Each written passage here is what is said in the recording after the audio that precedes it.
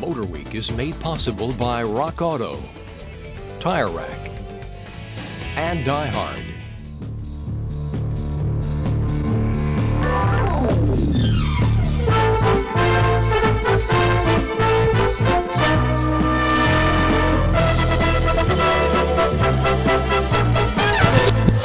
Motor Week 88, television's automotive magazine, with your host, John Davis. Hello and welcome again to Motor Week 88. We're glad to have you with us. A great Greek philosopher once said, everything is relative. Well, he could have been a road tester because you evaluate a car's performance relative to the performance of cars in the same category. When we first tested the Alfa Romeo Milano, we were impressed with its performance relative to other cars.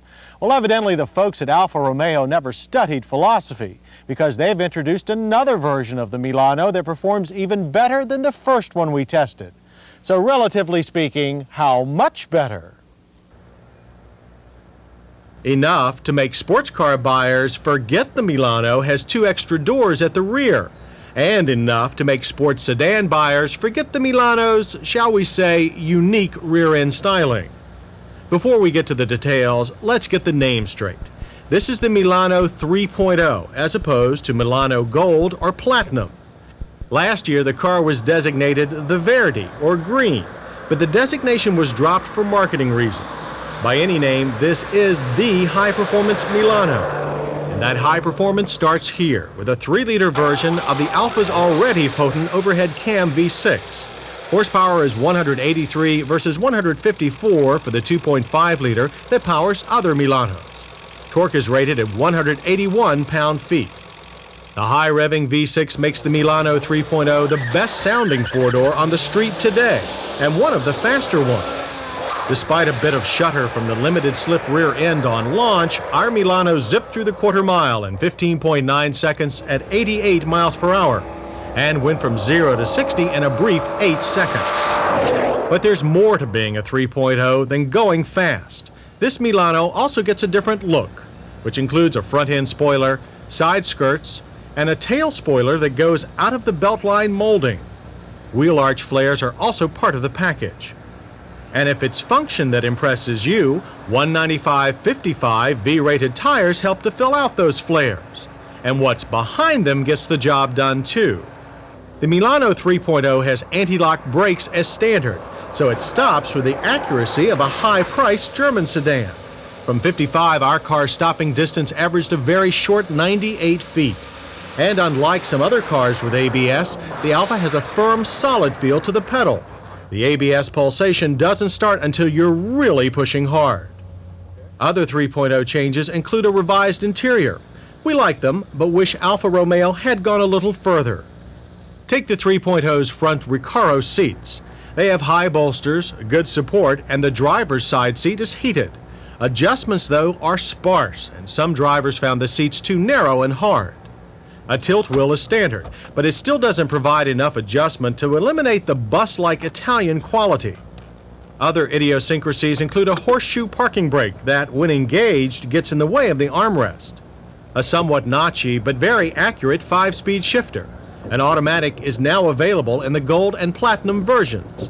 And switches for the power windows that are located on an overhead console, not on the door or center console. Also, even though we like the optional sunroof, it takes up a lot of the headroom.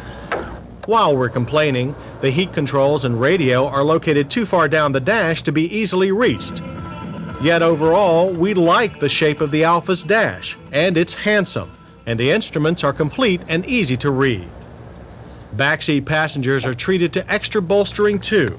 That and 3-point seatbelts for the outboard passengers almost make up for the lack of rear headroom. But lest we forget, the emphasis here is more on sport than sedan.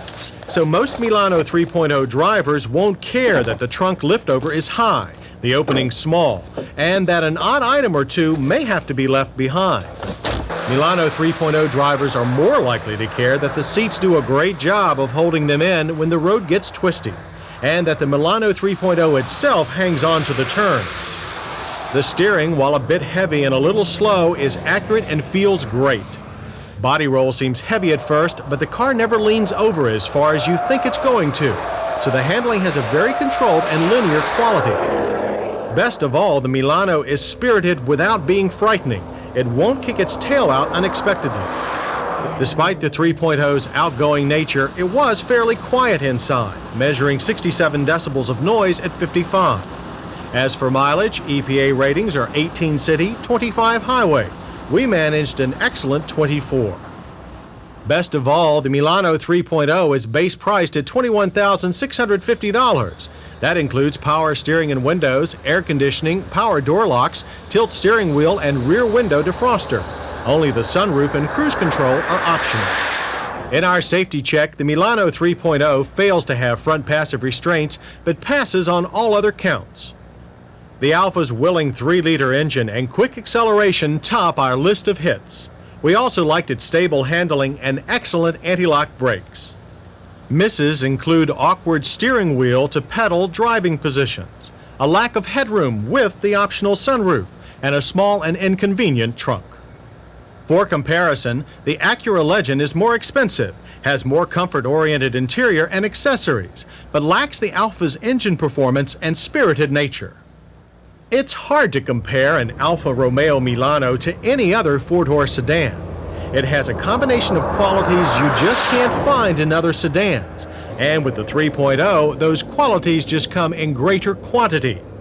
So for those who enjoy the pleasure of driving over the practicalities of mere transportation, the Alfa Romeo Milano 3.0 has just what it takes.